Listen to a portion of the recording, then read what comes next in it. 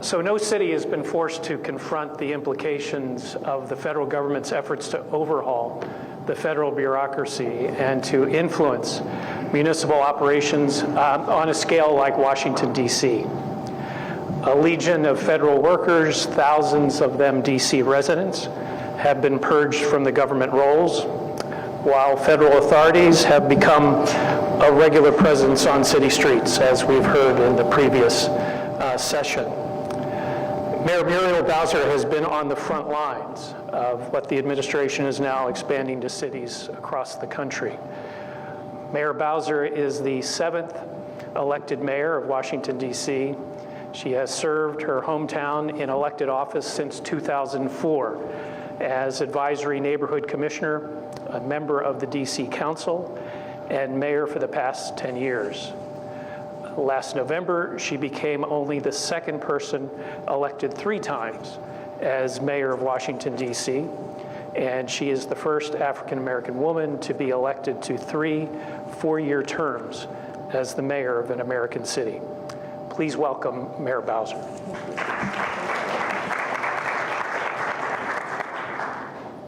So thanks for joining us. My pleasure. It's not like you've got nothing else to do, so we're so happy that you're able to spend some time with us. And just to outline the few rules that we have for the game, I'm going to have a chat with the mayor. We'll cover a waterfront of issues, hopefully, and then we'll open it up to questions. For local reporters from DC who are covering this event for your news organizations, the questions in the Q&A period are reserved for the folks who are part of the fellowship. So thank you for joining us, and we'll get started. Thank you. So let's talk about the relationship with the federal government. DC's relationship with the federal government goes beyond proximity. And I wanted to know how you would describe that relationship now. Is it more forced marriage, partnership of necessity, or you fill in the blank? Well, I think you have to understand that D.C. is unique in the American political system, so it's not a casual relationship. It's one that is outlined in the Constitution, that D.C. is not quite a state and not exactly a city. The mayor of D.C. is mayor, county executive, and governor all at once. D.C. takes care of itself. Its residents pay taxes, go to war, and have all the responsibilities of citizenship, but are not represented in the Capitol of the United States, in the Congress of the United States. And D.C. residents don't have full autonomy, meaning that the Congress of the United States has plenary authority over Washington, D.C., and the President of the United States, by virtue of our home rule charter, also has some prerogatives in D.C. That he doesn't have in autonomous states. So that is the constitutional relationship of Washington, D.C. with any president, with any White House, and with any Congress. How would you describe the temperature of that relationship at the moment? I'm not exactly know what that means. The tension. Obviously, there is tension between city and federal governments, whatever cities, but because of DC's proximity to the Capitol, I wonder how you would describe it as we're going through this uncertain period. I mean, I think our relationship, regardless of who's in power, is defined by proximity and vulnerability. Not just proximity, but vulnerability. And I think that's always the case. I don't wake up taking the temperature. I wake up with what I have to get done and a plan to get it done. More than, we mentioned this at the outset of how many federal workers have either left the payroll. I think 150,000 left the payroll last week. 750,000 across the country, not only here, but across the country, are part of the furloughed workforce, many of them DC residents. Last week you launched an effort to try to keep folks here, keep the talent in D.C., but how worried are you about this uncertain economic period and what it means for the city? Well, I think the shift in our economy caused by DOGE, first and foremost, is probably the greatest threat to the city's economic future. Even though we're kind of weathering this, and our economy has proven to be somewhat resilient, we know that that's the biggest threat to the city. If we even think about last year and how we came into 2025, we were the fastest growing jurisdiction, any state, any city in America. AAA bond rating, schools having the largest increase in population of any district in the region, test scores improving, #1 park system, violent crime at a 30-year low. So all of those things were moving, and then DOGE happened, and we suddenly became very concerned, not suddenly, but we were very concerned about what it means when your very stable work force is jolted. And these are people, mid-career people, some, late in career people, good pay, specific experience and expertise, out of work. We had whole agencies like USAID wiped out of people who have very specific transferable skills for sure, but had been engaged in very important work for the nation and the world for a long time. So we are very concerned about making sure that those families can find work and stay in their homes, at their churches, in their neighborhoods, because they don't, by and large, want to leave this region. And this is not just a DC issue. In some respects, Maryland and Virginia are even more impacted than we are with the number of federal workers that they have and federal contractors. You mentioned the DOGE actions as being the biggest threat at the moment, but you didn't anticipate, well, you may have anticipated a shutdown. But what does that do to add that number on top of the folks who've already been released from the workforce? Well, the shutdown is, and we have had shutdowns. Our operations are detached from the federal government operations, so there's no impact on district operations yet. We would be impacted, just like other states would be impacted, if some programs that run out of money. We're real concerned about WIC and SNAP at the moment. We would become at some point concerned about people who work for us but are 100% federally funded. We would become concerned if we would be able to carry their pay if this is prolonged. In the last shutdown, the last prolonged shutdown, there was a law passed that ensured that people would get back pay. Now I understand that that's being questioned. So that would become a concern if people didn't get their money. What kind of hit, though, are you feeling or have you felt yet in terms of tourism, given DC is usually dependent? We wouldn't know that yet. We just wouldn't know that yet. But you can kind of feel it. You can see that there are just fewer people in town, right, and fewer people going to restaurants. And if the museums have to close, I think they were open through last week, then people who had planned trips, planned vacations, like this is a weekend where kids are have long weekends. We get a lot of family travel on these long weekends. So if the museums close, then we would see the hotels and restaurants would have even greater hit. And we understand that there's some disruption to air travel starting this weekend. So all of that is very disruptive. DC is in the midst of a lawsuit against the administration related to the deployment of the Guard. Mm-hmm. And I wonder what goes through your, and you obviously are in the midst of it yourself now, but I wonder what goes through your mind as you see the images of the Guard on the streets of Chicago, Portland, Los Angeles, Memphis, And what are your concerns for the risk to local sovereignty going forward? Well, my concern about the National Guard is that they're not a law enforcement agency. They're not an agency that should be used to police Americans. That's not our understanding of their mission. The president, D.C. doesn't, like the governors of the states that you mentioned, we don't control our guard. The D.C. National Guard is basically misnamed. I say this 1,000 times. It should be changed. It's the president's guard. The president of the United States controls the D.C. National Guard.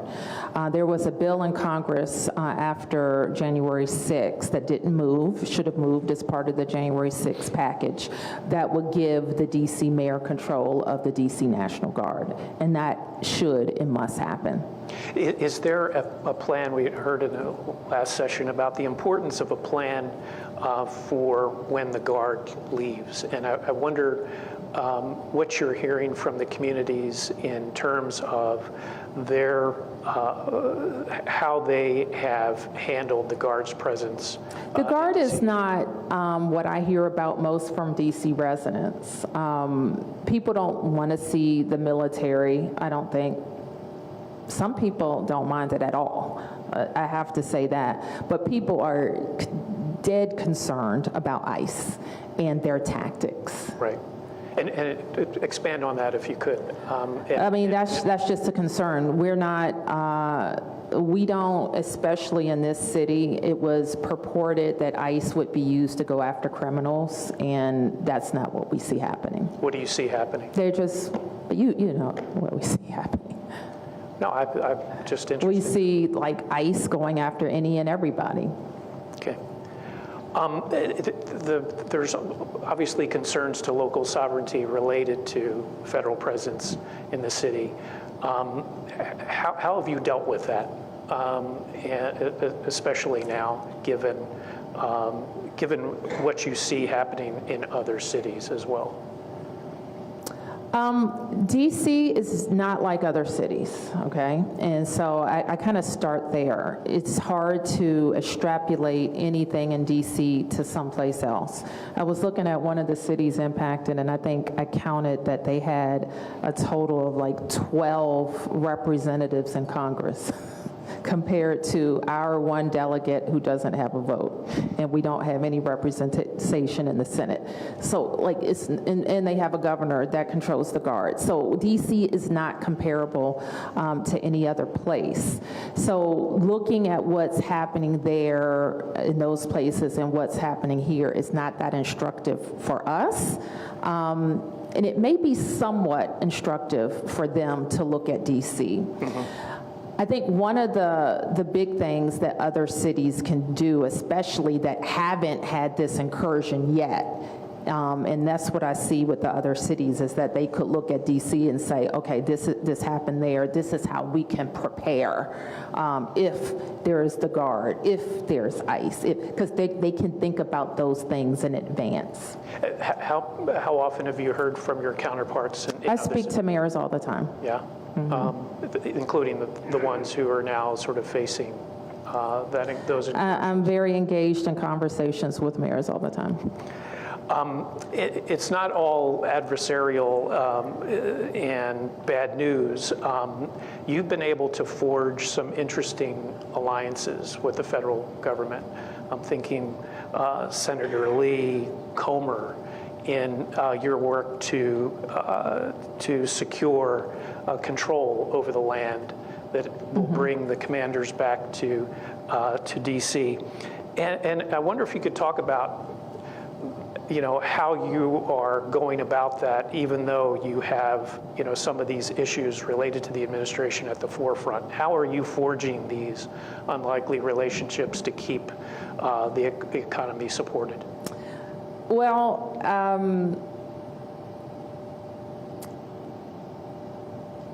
as I said, regardless of who's in charge, we have a job to do. So when there are Democrats in charge in the Congress, you would be saying the same thing. You forged a relationship with this oversight chair to work on DC issues. I think the difference is for mayors, and I think mayors may be uniquely positioned to do this because in many ways, the job of the mayor is a very practical one. It's not an ideological one. How you pick up the trash, how you make sure schools are open, how you staff your police department, all of those things, they happen and they have to happen on a daily basis or somebody gets hurt or somebody doesn't get a service. So the mayor's job is a very practical one. And so speaking about James Comer, I met him because he became the oversight chair. He was going to have a hearing on DC. I went in to talk with him and I said, look, you know, I'm going to tell you these things about what you asked me about, but I'm also going to ask you for your help on these handful of things. And we've worked on those handful of things, including public safety, including the federal return to work, and including how we secure RFK. And every step of the way, Chairman Comer has done the things that he said he would do related to RFK. And we have a big shared priority that advanced. You mentioned that, and the investment is huge. It's $2.7 billion by the commanders. The city is throwing in $1 billion, and securing that property was obviously the biggest part of moving forward with that. That was done in December of 2024. Yes. Correct. Do you think that agreement could have happened now? Yes. Why? Because it is, it's a winner. I mean, it's hard not to be for turning 180 acres of vacant land into productive use, and you have a great partner who's ready to go. That'd be crazy. You and the city have been subjects of fairly intense media scrutiny, which doesn't say it all, over the past 10 months. And given that this is a conference for journalists, I wondered, this is your chance to evaluate that coverage, and what did the press miss along the way? Oh gosh, don't get me started on that one. Go ahead, the floor is yours. In DC, it's different. This is what I tell everybody who wants to come work for me. I don't know where you come from or what job you used to have. When you come to work in Washington, DC, it's different. And it's different. We're covered by the Washington Post. The Congress reads our local news, watches our local press coverage. The president does too. It's different here. The level of scrutiny is different here. And I have had that type of scrutiny for the entire time that I've been in elective office. So it's hard for me to kind of look back and say they did this or they didn't do that. Well, let me ask it a different way. In the past 10 months, what do you think has not been covered that requires attention? That's hard. That's hard for me to say.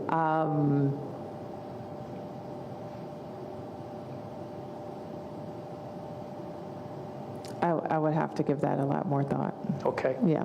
Well, you have a little time to think while we open it up for questions. Again, as a microphone comes to you, tell us who you are, who you represent, and we'll go from there. Thank you. Hey, Mayor Bowser, thank you for joining us. My name is Sean Keenan. I'm here from Atlanta. You mentioned you speak to other mayors all the time. I imagine you're pretty familiar with Andre Dickens, and you may have heard of the drama surrounding our Public Safety Training Center, which has been nicknamed by opponents Cop City. So I've been reporting on that for a few years for the New York Times. It's still developing, but it's a story that I think highlights the tensions between social justice activists and law enforcement and politicians. Governor Kemp even called on the National Guard a few years ago to tamp down on some of the excitement, and prosecutors have called activists domestic terrorists. In some ways, this is apples to oranges with what's happening in DC, but I see some similarities, and I'm curious, did you learn anything talking with Mayor Dickens about the Cop City drama that helped you understand how to navigate police-citizen tensions. And can you reflect on how having federal troops has affected your residents' relationship with the authorities? Like, what do you think this period is doing to DC residents' eagerness or willingness to engage in protest activity? Well, let me start with your first question. I don't know a lot about that training center, only what I picked up on the news, and I haven't had any conversations with Georgia officials about it. But what I do think is analogous to, I would say, the police debate over the last 5 to 6 years. And that debate has, I think, drastically and negatively impacted public safety in Washington, D.C. And the debate went something like this: we don't need police. We need alternatives to police. We need to make the laws, we need to change the laws. And we need to change the laws away from enforcement of the law in favor of less accountability for people who break the law. And so that, in my view, has helped the crime spike that we saw in 2023 and impacted the significant decrease in the number of people who want to be law enforcement and the number of people that we have as law enforcement in Washington, D.C. So I couldn't draw any specific links or lessons from what's happening about that training center, although constructing those types of facilities is always kind of difficult, like where you site it, how much money it costs, what else could you use the money for. I imagine that we would have that type of debate here about, and you do need those facilities. Actually, we need a new one too, that would be for police and fire and law enforcement. But though you sometimes have those debates about using dollars for those types of projects. Now, the question of, are we concerned about community trust? Absolutely. We're concerned about community trust because in the public's eye, anybody in a uniform is the same for some people. So our MPD, our police department, which we worked for 20 years to get them a great reputation, professional, a force, body-worn camera, a police accountability review board, all of those things we believed improved public safety because people were willing to call the police. That has been terribly disrupted by the presidential emergency, and I think it will have some tails. But we're going to work hard every day to make sure people are calling us. Now, objectively, have people stopped calling the police? No. And actually, the number of calls went up during that surge. I think they leveled off post-emergency, but people are very definitely calling the police, calling 911. I would have to go back and look at our permits and things of that nature to compare it. We did, I would say, from Trump 1 on, we saw the number of First Amendment activities in this city skyrocket. Now, we're the nation's capital, so people come here to protest, but we did see it take off during that time. I think that's a great question for us to kind of look back on how much the activity has changed. My sense is it hasn't changed that much, but I would want to look at some of the permits and how we're supporting them. Am I next? Okay. Thank you, Mayor, for being here today. Kirsten Garris, independent creator journalist based here in D.C. with a new Substack and TikTok. During the height of the president's federal surge in D.C., residents, often immigrant community members, we saw videos of people being pulled out of their car while they're working or arrested while walking their kids to school by federal officers. How is your office working to address those moments of extreme police force, and is there any effort to hold those officers accountable? Additionally, given your role leading the Safe and Beautiful Task Force, have you raised those concerns in your meetings with the White House and when you've spoken to them recently?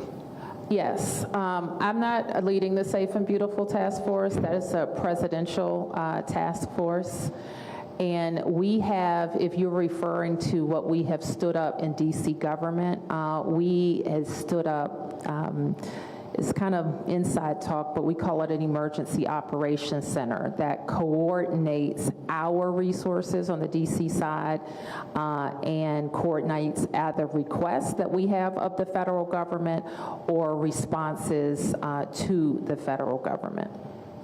And as far as DC residents being able to make complaints, they can. We have a police complaints board.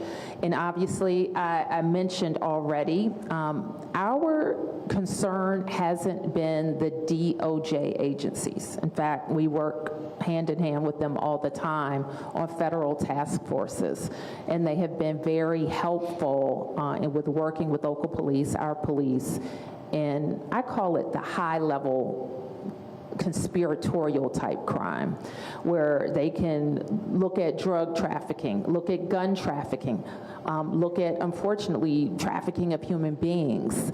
And it's frequently multi-state and sometimes multinational investigations that can lead to some high-level investigations and prosecutions that definitely make DC safer. That is the best use of those resources, but they're also more familiar with DC and with working with local police.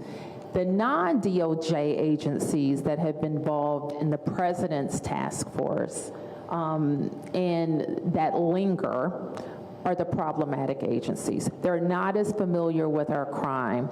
And in the case of the Homeland Security agencies, they're focused on immigration enforcement, which is not our focus. Hi, good morning. Thank you for being here. My name is Amir Kafaji. I'm a reporter from New York City, documented New York. In New York, we have concerns about the National Guard possibly coming and being deployed in our city. So I was wondering if you could illuminate us a little bit about what coordination or conversations or what kind of communications you've had with the National Guard as well as ICE as they've been deployed here. Well, the Guard, and we make a distinction, and I know that there is well, I won't go backwards, but the DC Guard is our Guard that is controlled by the President of the United States. And then he has deployed out-of-state Guard. Both of the Guard deployments are the subject of a lawsuit, the District Attorney General versus the Trump administration over the President's ability to deploy out-of-state Guard without our request. So we think there is a substantial legal question that has to be answered. That question is being asked in the other states as well. California had the first lawsuit. I think Portland is active now. Chicago, Illinois may be active. Right. And then we have the question as well. So there are two things there where the states have, like, how can the president commandeer their Guard or bring in out-of-state guards without the presence of an emergency?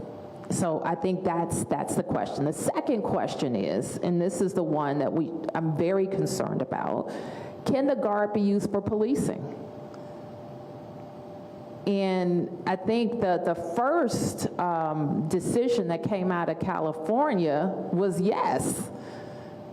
And so why should we be, as Americans, concerned about that? Like, obviously, you've all talked to me about the practical impacts on local autonomy and our local policing. But what if the president can tell them to stop an election? Now, I'm talking about any president. Like, what if the president could tell them to stop an election? So we have to be concerned about if the Guard can be used for local, and we're not talking about a riot or insurrection. That's a different case. You can make the case for calling up the Guard for that. But for local policing, I think that we're all looking at where the courts come down on that.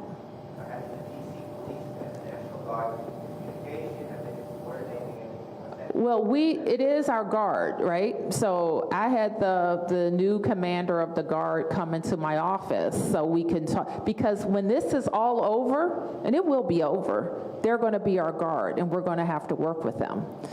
And many people in the DC Guard are DC residents.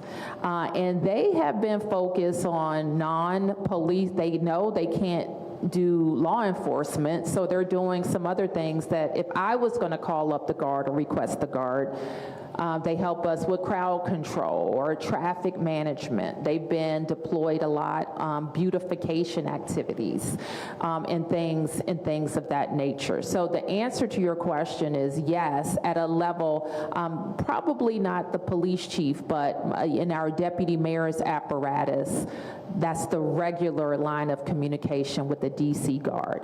For the out-of-state Guard, I believe most of them have been deputized to report up to the U.S. Marshal, and I could have that wrong, but I believe that's the reporting structure. Hi, Mayor Bowser. Sapna Bansal with the Baltimore Banner. You've talked a lot today about DC's challenges with lack of autonomy and how that puts your city in a sort of vulnerable position with respect to the federal government.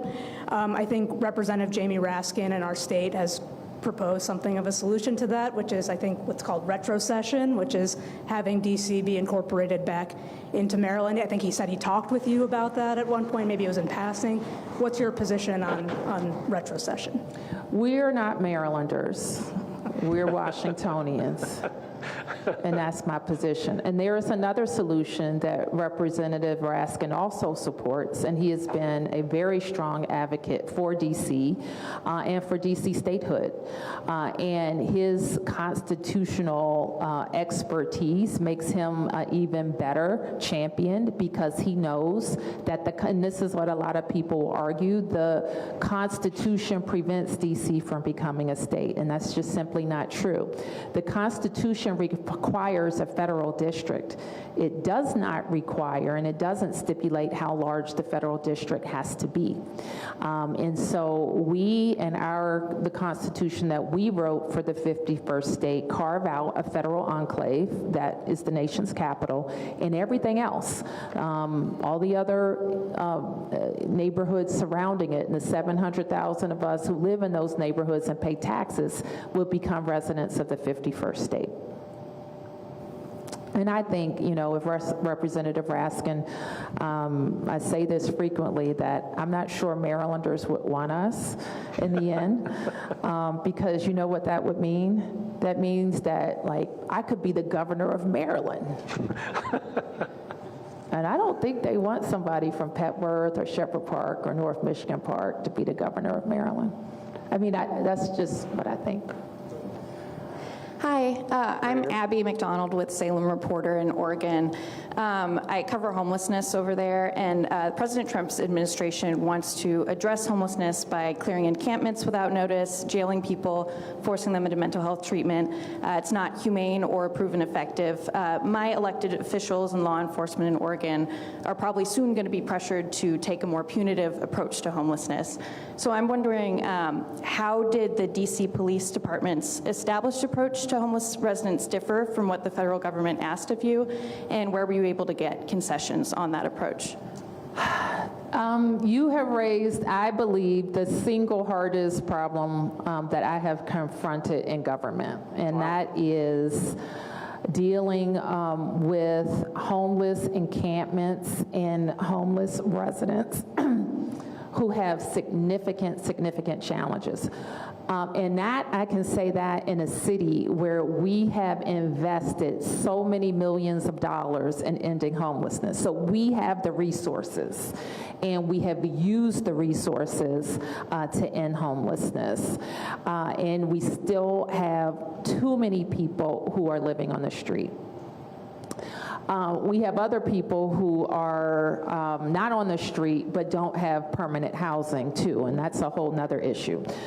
So part of our approach has just been to build enough affordable housing, and we've invested more per capita than any place in America in the last 10 years. We were able to produce 36,000 new units in less than 5 years. So we've done all of that. We've transformed our homeless system, especially for families, where we've been able to drive down family homelessness. And we're starting on our single system. Are we building better, more dignified, more humane shelter for people so that they will come inside? But then you have people, I would say many of whom are challenged to make good decisions for themselves, whether it is mental illness or substance misuse. And so dealing with that group of people who are saying, I don't want to go inside, even though there's a place for them inside, is what I call one of the most difficult challenges. Post-pandemic and during the pandemic, there was a move not to clear encampments. And we saw in our city the number of encampments go up. And that was a public health issue, and so we went with it. But that also had tails. So we had more people in tents than we had ever seen in DC before. And because of our size, it even looked like there were more than there actually were.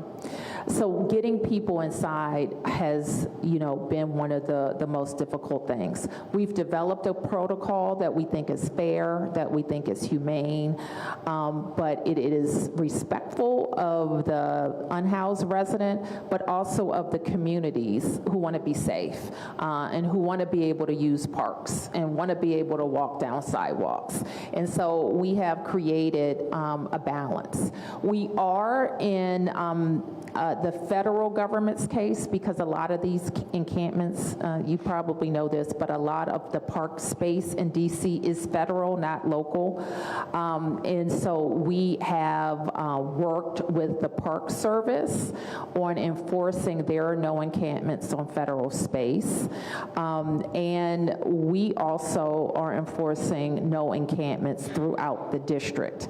We do try to go through a pretty robust protocol so that we're talking to our residents and trying to get them to come in. We've had some success. We've had some more success, frankly, with the idea that people they don't want to engage unknown force. They want to work with the outreach workers that they're used to and accustomed to, and so we are stepping up our process. Now, I think a difference between us and a lot of the Western cities is that we have enough shelter for the most part, and we're leaning into a concept called bridge housing, where an unhoused person in an encampment is more likely to go into this bridge housing than into a shelter. So we're continuing to add ways to get people to come inside. Can I add just a question to that? Does the administration's focus on, ridding the city of homelessness undermine your efforts, as you've outlined, a number of things that the city has done to help homelessness? Well, let me put it this way. If our traditional approach wasn't working, and their approach won't work, like locking people up or it won't work. Mm-hmm. So I think the kind of push-pull of attention and resources is what will work. So I won't say that it's undermining, because I do think we've been able to moderate the instinct. their instinct. Right here, yeah, right in front. Hi, my name is Kamal Morgan. I'm a racial equity reporter for the Fort Worth Star-Telegram. I know we've been just talking about procedures and talking with the National Guard, but I'm really focused about the people, and the ones who we most affected, usually also through law enforcement, is Black residents, or especially communities of color. And I'm really interested to know, how have you been able to speak with residents, your constituents, about making their community safer, even as the National Guard has come through? And even though you have said that there's still talks in terms of can they actually police in these communities, I think that is the biggest fear of what is going to happen as the National Guard is through these communities, are talking to people. Because since I've been here, the last 24 hours, I've seen maybe more guns than I have seen in Texas in 2 years. And I'm really interested to know. Where? On the streets. I find that hard to believe. When I'm walking on the streets. Okay. I've only been here for 24 hours. Okay. I've seen more just guns. In terms of this National Guard, not just regular citizens. So I'm just really interested, how can you make sure, in terms of talking with these leaders here, the Black leaders, the Hispanic leaders, everybody here, to make sure that that they are still going to be safe, even as they see more troops, more people here, FBI here. How do you make sure that they are going to still feel safe? Well, I don't think that we want out-of-state, we don't want out-of-state guard here. We don't want people to be accustomed to long guns or military policing them. So I'm not telling them to ever think that that is normal. That's not our message. But the National Guard, I know, captures a lot of attention. It is the immigration enforcement that has been the most destructive here. It really is. And in terms of safety, I understand your question to mean people see this, so that makes them feel unsafe. And I think that the only way that our neighbors are, I think neighbors know that the military shouldn't be in their neighborhood policing them in regular capacity.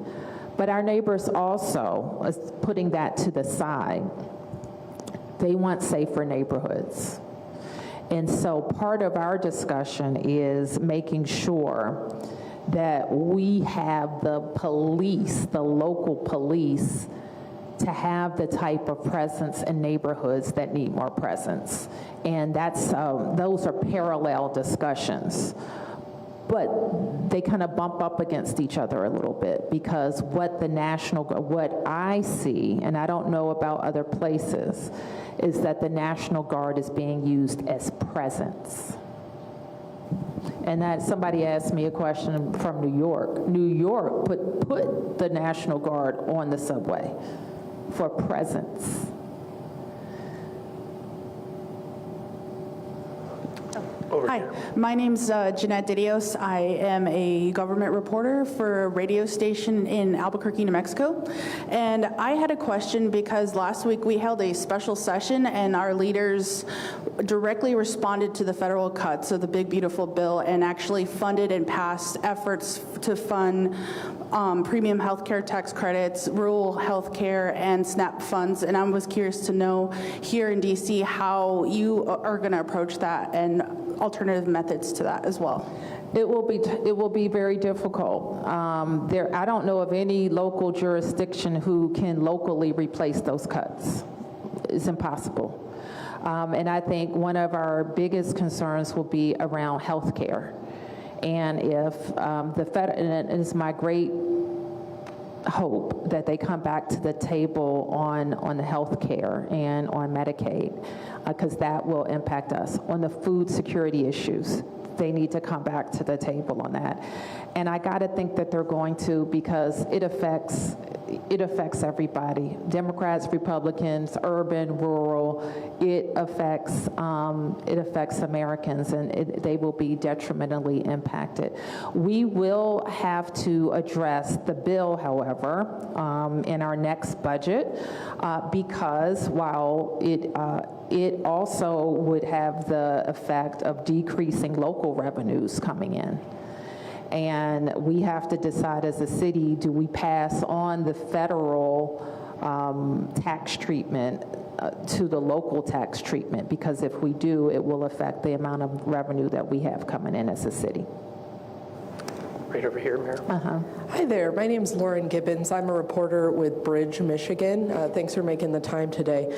In Michigan, there's a lot of local governments who are concerned about major cuts to federal support for community violence intervention and other DOJ efforts to reduce crime in communities. At the same time, the city of Detroit, there has been talk of potential National Guard activity there. It hasn't happened yet. But I am curious from your perspective as a local official, as this conversation about what resources can be used to help reduce violent crime, what would be helpful to you absent, this National Guard presence? What supports from the federal government do you see as being useful in combating violent crime? I think that the question of community violence interruption has been one that we've been pretty heavily invested in since 2018, and we believe in it. We think there are some things that have to be done to make it easier to understand the impact. And we are working internally in our system to do that. But all of the federal support in ARPA onward allowed us to ramp up our community violence intervention programs. And as ARPA funds go away, that we have to make up for that locally. So we have had a hit on those dollars, and we do think they are important, and it is a good use of federal dollars. They are cutting some of the Homeland Security dollars that support technology tools that impact law enforcement, from drones to license readers, all of those things, all of the technology investments make a difference. We think that kind of normalizing this ICE recruitment and helping with recruitment for local PDs would be helpful. For example, in DC, part of the reason we see our numbers of officers going down is because the federal government and their policing agencies, the recruitment and signing bonuses have gone up. So the competition for fewer and fewer people interested in law enforcement is having an impact on us. So I think having some investment in recruitment and retention of local law enforcement is also important. Right over here, Mayor. Mike Toney, Charleston Gazette-Mail in West Virginia. In August, our West Virginia's Governor Patrick Morrisey approved 300 to 400 West Virginia National Guard personnel for deployment to Washington. At the time, he said that in a statement, West Virginia is proud to stand with President Trump in his effort to restore pride and beauty to our nation's capital. Our Adjutant General, Major General Jim Seward, said that we stand ready to support our partners in the National Capital Region and contribute to the collective effort of making our nation's capital a clean and safe environment. I just wanted to get your thoughts on Republican governors being eager to assist in deployment of their state National Guard personnel to Washington, and to the implications in this case, West Virginia's leaders, that Washington is not, needs pride and beauty to be restored, and that the Capitol needs to be made a clean and safe environment. I think that's a question for West Virginians. Why should your people come to Washington when you have your own issues in West Virginia? That, to me, is a question you should be writing about for them. Who do they report to? When the West Virginia, I believe, requires its National Guard to report to the governor of West Virginia. How are they being paid? When can they come home? Like, those are questions for West Virginians. Now, if the answer is they want to curry favor with the president, that's also a question for West Virginians. We have time for one more. Hi, my name is Rima Castillo, and I'm a reporter with the San Antonio Express News in Texas. So throughout my reporting for this publication, I have seen a pattern of local and state officials calling for action from the federal government, specifically targeting people that they see on social media.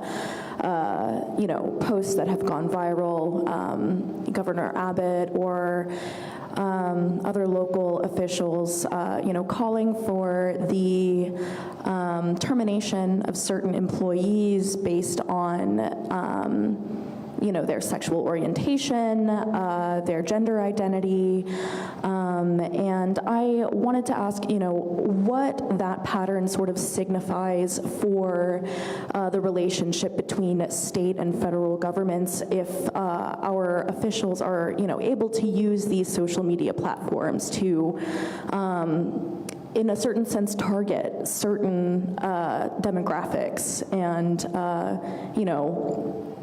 put a spotlight on those individuals. And, what that pattern means on a national level, how these elected officials are using social media, to bring federal attention to local issues and, Could you give me an example? I'm not sure I follow your question. What's an example of what you mean? Yeah, so a couple of months ago, a local official, a city council member called attention to an educator in a certain district calling for his termination